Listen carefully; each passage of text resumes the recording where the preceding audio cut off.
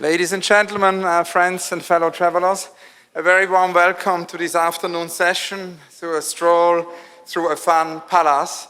We are very, very happy to welcome here Anri Sala, Edi Rama and Freek Persyn. A very warm welcome to them.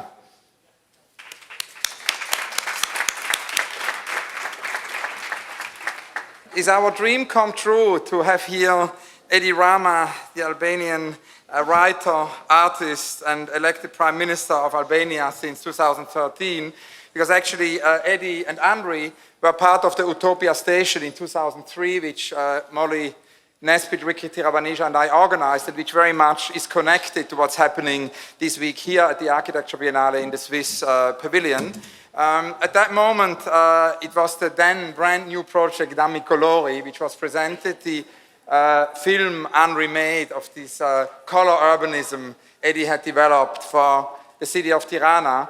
And thinking this morning, listening to Eleanor Braun, listening to all the other speakers about Cedric Price and his idea of actually changing the world, not through buildings, but through other possibilities. And in a similar way, that's also what Lucius Burkhardt did. This project, of course, is very, very connected. Since then, many things have happened. There is actually, with Freek Persyn, the Belgian architect, a third party in this wonderful dialogue. So it's now a dialogue between the two artists and the architect who continues this very fruitful reflection on the city. And we are very, very excited to have Edi, Anri and Freek here today. So I wanted maybe to start with asking Anri to introduce a little bit the topics and tell us everything which has happened since 2003 to catch up. Thank you for being here. So, as you know, the first time you and Edi and you and Tirana were introduced was in this Momentum of Colors, this project that Edi initiated by bringing color in the streets of Tirana when he was elected as mayor of the city. To the surprise of everyone, the local people, but as well as the outsiders, the impact of the colors was very strong. What was surprising is that there was somehow through the color, using color as an agency for change, for showing that something is about to come. It was using a potentiality which nobody suspected it to be there, like it was not part of any script or of any scenario. I think we could start a little bit. I'd like to ask Edi about these first reactions to that, and then move later into this project of Atelier Albania, because I think the question also for me is how you can translate these ideas of mapping potentiality or sometimes finding potentiality where it seems not to exist and translate it into the larger scale of a country.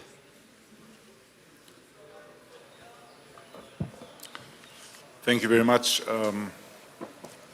It seems a long time now that we speak about this project that has turned in something that has made Tirana recognizable worldwide.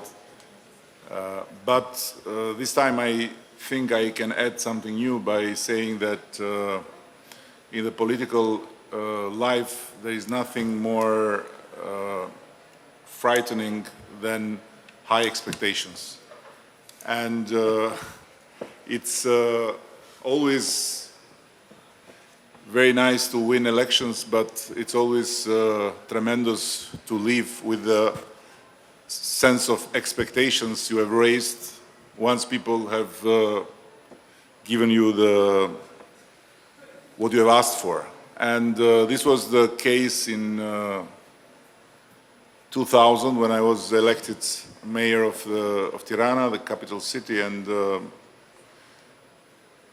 nothing was there and everything was needed. And I entered the municipality at the end of the year. The budget that was already nothing point something has evaporated, so people were really looking for everything to happen after they voted for change, and change was needed to be there, whatever it took. So this idea of breaking the wall of impossibilities heritage from a very difficult past through colors came not as an artistic or as an aesthetic or as whatever rational gesture, but as a need. And using colors was something that could make a lot by spending nearly nothing. And practically the biggest criticism that came afterwards was how possibly we can spend so much for colors, but in fact we were not spending anything, but we were just making a lot of impression on people. And so simply by changing the colors, or by putting colors on very gray and degraded buildings, opened a totally new era for the city, because opened the path to reconnect between citizens and the local authorities, and opened the path to reconnect between citizens and public space. Because, just to put you in the context, the 90s in Albania were a crazy period of revenge of people towards their own past. That was a past of totally collectivistic society, where everything was ours but nothing was mine, because private property was not allowed. And so the revenge, once the regime falls, was against public space, against everything that was public, that was seen like the property of the state, like the property of the enemy, like the property to be reconquered and to be possessed. So in 10 years, we lost practically every green space in the city. We lost every public space. Everywhere people started to build whatever they could, and at the same time all the old buildings we inherited from communist period were decomposed by interventions of people. Them who were living in the first floor just broke the windows, transformed their living rooms or their bedrooms in shops for flowers, for steaks, for clothes, for whatever. And them who were living on the top, they broke the ceiling and they added rooms. And then they were in the middle of a sandwich, they just transformed balconies in additional spaces. So all these buildings started to be transformed by invisible hands from inside that were like pushing to get more space. So we're 10 years of madness in the sense that everyone wanted to have more space, like getting out of a suffocating period with no space for half a century. And colors were like saying, look, there is something we may and should care also, that is what is ours. And this was a moment of reconnection. So I started by saying expectations and high expectations are the horrible part of life in politics. Winning the elections next year, I would very much love to solve the problems of the country with colors, but it's not anymore an option. So people need jobs, people need many things that are not solvable by colors, but I very much believe that what colors did in the city were a big lesson that beauty can rebuild economy, that beauty can rebuild the sense of living together and of solidarity and community. And beauty can bring much more law and order than police and repression. So it's not only about colors, but it's also more about beautiful or beautifying the space we live. And I've seen peripheric areas with a lot of criminality that have changed just by beautifying spaces. And I've seen other areas where criminality has raised, although police has been increased, although arrests have been increased, although repression has been increased. So this is a bit the lesson I took from it. I think there is also something interesting about the color, because it was not there to come and finalize the process, but was there to accompany a process, to start a process. So it was more like a time-based event. So in a way, it was connecting the two parts of where we are, both in the fact that we are in this pavilion, which is so much based on this idea of time-based exhibition, while we are at the same time in the Biennale of the Architecture. So in that sense, the colors did not arrive in Tirana as a way to finish and beautify a process which was already finished, but to start a new one, and to make the process itself presentable to the people who are going to live with it. My interest is, like you just said at the very end, is so now the color should not be the option to apply to a larger territory, to a country. We need to change scale. And it's not the color which is going to change scale. And this is where it's interesting to debate and to ask the question of what can be the new tools, be it political, who could accompany a new process which brings everything to another level. And maybe that's where Atelier Albania comes in as a possible answer among many others found or not yet found. Mm-hmm. Yes.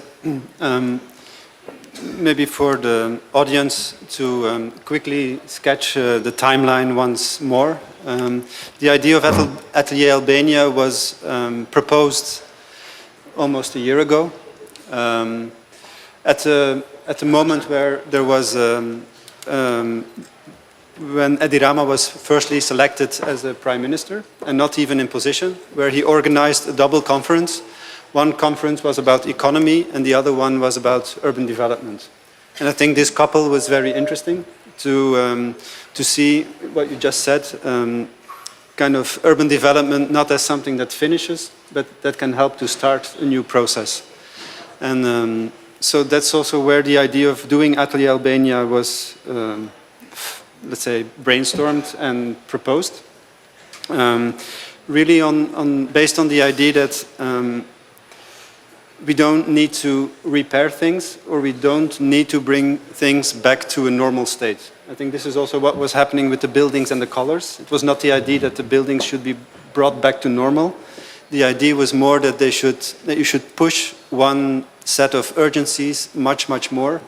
And I think this is also what Atelier Albania is proposing to do, because in a world which is gradually changing, where the economy is changing and where the divisions between South and West, North and South are somehow altered. So you have the economies of Brazil, of India, of China, which are rapidly rising, and they are completely destabilizing our idea of underdeveloped and overdeveloped countries. I think it's interesting to think how a country like Albania can position itself in a new way in this economy. And it can do this by really looking at what it has. And it has really impressive things which somehow fit into this new future for the economy.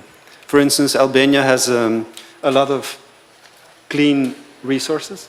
So you can develop clean energy in a very powerful way. But it has also other things which are maybe more soft and which are maybe seen as more backward, but which are today actually very new and very promising. So for instance, it has a big informal economy. It has also an economy which is still rather local, because the country has been disconnected so long from the rest of the world. You still have a very small and very interconnected economy. And the idea of Atelier Albania is not to say, okay, Albania should be like these other countries, and we will try to get there, but we will never get there. But try to do a different thing, is to accept that the world is changing rapidly, and that you can act in this changing world by starting from what you have and what you own and evaluating and redefining it in a completely new way. So this is basically the agenda. And that leads us also to a question I wanted to ask Edi about, institutions, because obviously with Atelier Albania, that's a kind of a collaboratorium. In a similar way, we are working on a collaboratorium here. But when we met in Tirana last time, we talked a lot about this idea of what could be institutions for the 21st century, for a future generation also. And obviously here we have the archives of Cedric Price and Lucius Burkhardt. Lucius came up with this amazing educational idea of the Lehrkanape at the ETH in Zurich. We have many students here from the ETH and revisit this educational model. And at the same time, Cedric had this idea of the Potteries Think Belt in '73, which is this extraordinary idea of a university complex employing an unused industrial railway and road network in an area of Britain called the Potteries, where formerly you had pottery produced, and Price did this project of actually a university kind of on the move. Old stations would suddenly be used as education facilities and libraries and laboratories, throughout the country. So it would not only be in one city, but the entire country would somehow become a school. And I was just curious if you can tell us a little bit about ideas for Albania, for new institutions for the 21st century. I think in our days there is a big advantage for developing countries that did not exist only 10 or 12 or 20 years ago, which is technology. And in the same time, in our case, going back to the Tirana case with the colors, we learned that your weakness is not always something to be changed, but it may be something to be used and turned in your strongest point.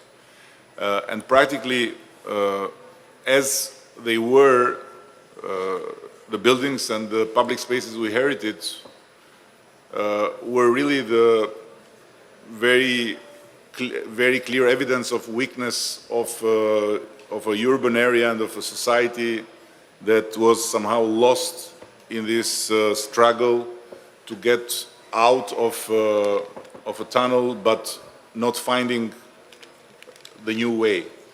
And what we learned is exactly what Freek said, that it was not through trying to adjust what we inherited, but through trying to transform what we inherited in something else by not rejecting it, that created this new potential.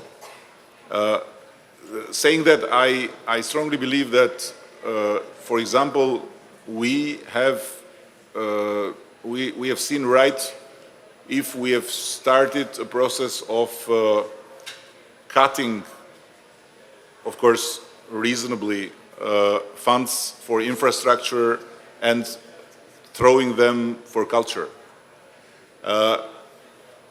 In the sense that I believe that, in a country with not at all Swiss infrastructure like Albania, one road more would not change the life of people, but one cultural space more would change the life of people.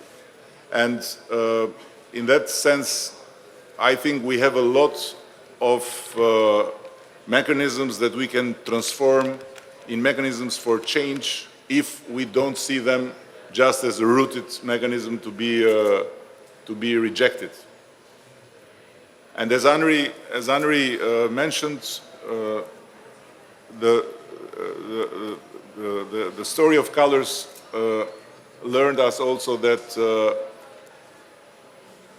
it was not a process to be accomplished, but was a process to change the path and to start a new way of thinking and of living together.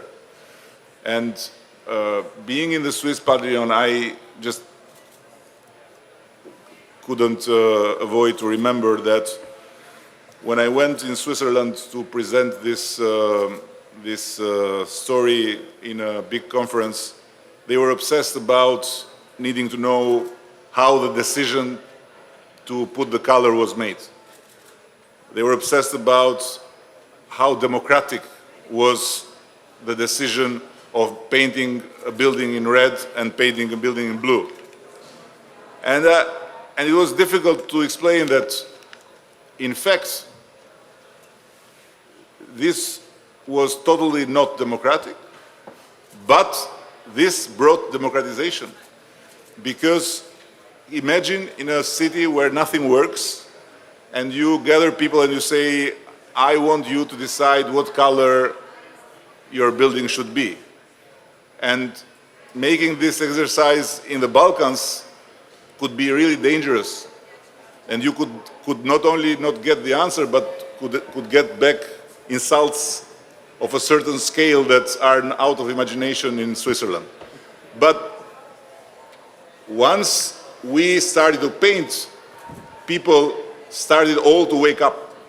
And there were many reactions. There were people complaining why I woke up and I got in a balcony and I saw my balcony has become blue. How you dare? I'm not a conservative. Or, for example, people saying that we want to change this color, or other people saying we didn't want the color at all. And in a certain moment, we were so tense about all this noise, because all the cities started to boil, and all the city started to talk about colors. In a place where since 10 years, it was no public debate, it was no any other subject than what the politicians are doing wrong and how to leave the country.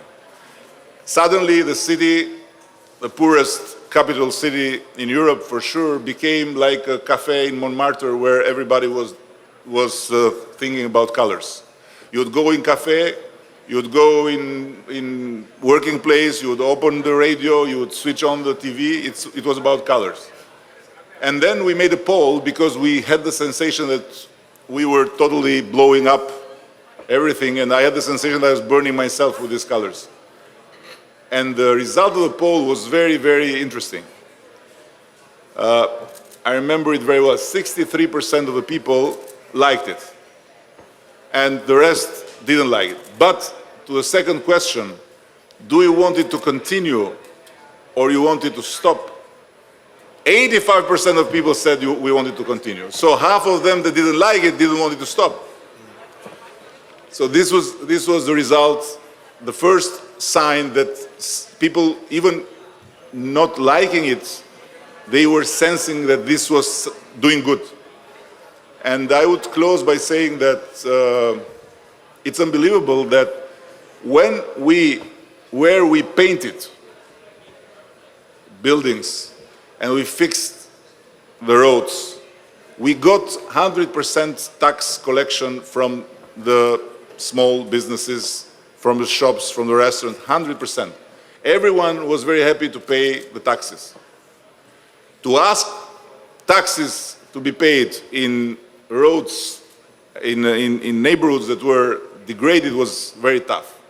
So for the first time, the city started to generate revenues because people started to feel part of something and started to feel part of a common responsibility. And so, colors or not colors, what we learned and what we are trying to do all the time is that beautification through architecture, through urban planning or urban whatever you want to call it, through combination of economists and architects in the same place and artists can bring good, can bring a kind of energy that is not possible to be brought by, economic reforms that are announced through numbers and statistics and through whatever, So I think to conclude that it's very clear that new institutions should not be conceived in our times like they were conceived in the past.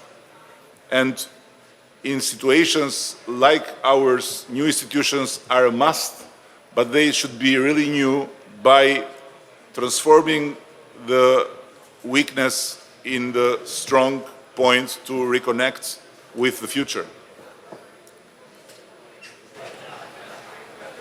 And I would like to continue on that, because I think it's a very valuable point to make, and also a very striking fact is that this point is made in this pavilion with this exhibition showing the work of these two architects, sociologists, which are so much more than just architects, or at least so much more than the way we understand the role of architects today. And I think in that sense, what I find very striking about what you say, and also very important as a kind of message, is that design can really do much more than just be the end of a kind of process and then formalize it, and then it's finished. Also, I think this exhibition shows that design can be at the very beginning of something, at the very beginning of really visualizing potential and showing people how things can be done, and really engaging with something. And that design can really also start up a dialogue and confront people with stuff. And I think this idea of confrontation is very important, because the designs of the paintings in Tirana are not at all beautiful. Some of them are really ugly, I would say. But because they are ugly, they are confronting. And the work of Cedric Price, I think for a large part, is ugly. And that's why it works. And I think that's somehow something that we should reconnect to a certain ugliness which is productive and which produces a sense of solidarity, as you call it, or a sense of connection between people that are today left unaddressed. And I think this is really something which I value a lot, and my hope, and which is maybe also part of an expectation which is too high, but my hope is that Atelier Albania could be a platform where this kind of ugliness is really tested and tried out and experimented with. I think a kind of an answer to that, to deal with the expectations, is to produce new expectations, and to follow in this idea of the institutions. What is a weak point in Albania is the lack of institutions, but what could be a strong point of it, that not having institutions, very interesting projects could turn into present-day institutions for as long as they are deemed to be necessary. For example, a few months ago, we made a visit in Tirana with a few artist friends, Philippe Areno, Carsten Holler, Rikri Teravanija, Maya Hoffman was with us as well, and we were strolling through the country to take this idea of the stroll. And part of the discussions we had is what could fall into this gap or space which is between things that can be sustained and yet continue to be transformed, and things that are established forever.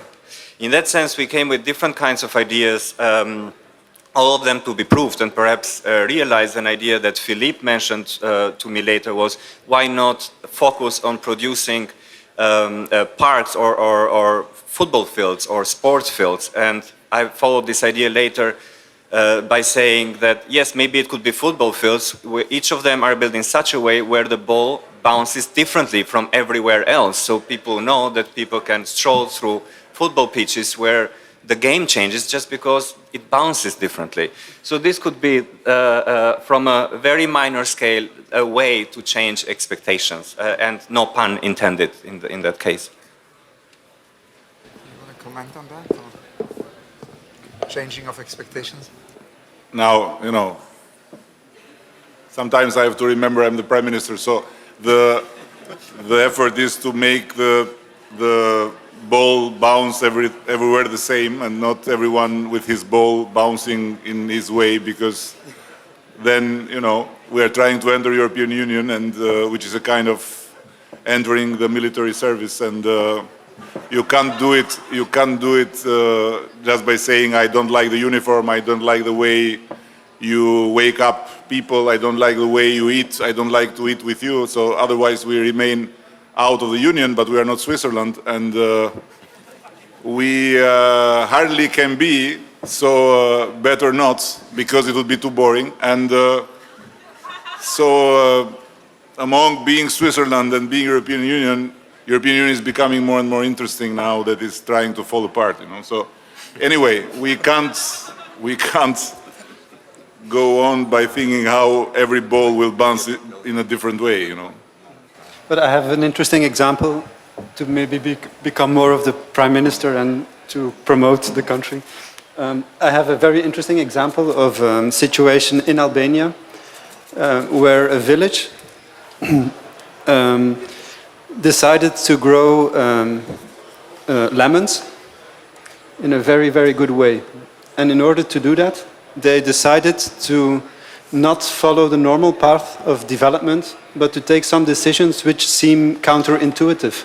And this counterintuitive idea, I think, is very important because they decided indeed not to connect with the bridge, so to become, in a way, more separate and to strengthen certain relations in a smaller territory. And I think these are examples which are examples where a country like Albania doesn't see itself anymore just like a country, but really like a very big city. And in this city you have neighborhoods of very different kind. And these neighborhoods have their own pace of development. Some are maybe highbrow and very dynamic, others are more quiet. And I think to see Albania as a city which produces its own economy in very different ways, I think could be a very powerful and simple way to start up a potential to develop a future for Albania. And that could almost be a great conclusion. I have one last question. You mentioned this idea of Albania being a city, and that almost reminds me of a drawing of Jonas Friedman, where he once drew this idea of a country becoming a city and the other way around, and it remained obviously an unrealized project. Now, here in the context of Cedric Price and Lucius Burkhardt, is not so much about utopia, but it's about very concrete utopia, because both Burkhardt and Price actually had, and that's something Price often pointed out, it's not so much about dreaming like many other 60s utopia about unrealizable projects, but they were very concrete projects. He worked on the Fun Palace with engineers, with scientists, with actually cyberneticians, with a theater director. It was a very, very concrete utopia. And that leads me to the last question I wanted to ask the three of you, because you've developed so many ideas and also realized projects in Albania. I wanted to ask you, what is your concrete utopia for Albania? To tell us maybe about a or some projects which haven't happened yet and which you plan to realize.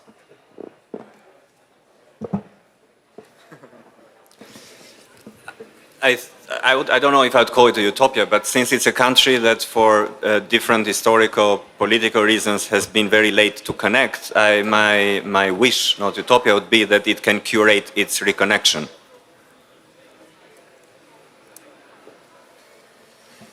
No, I have a much simpler utopia because of the job I do.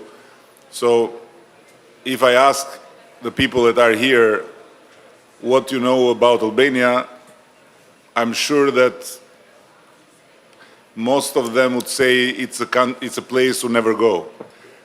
And I must tell you, and you should all try this.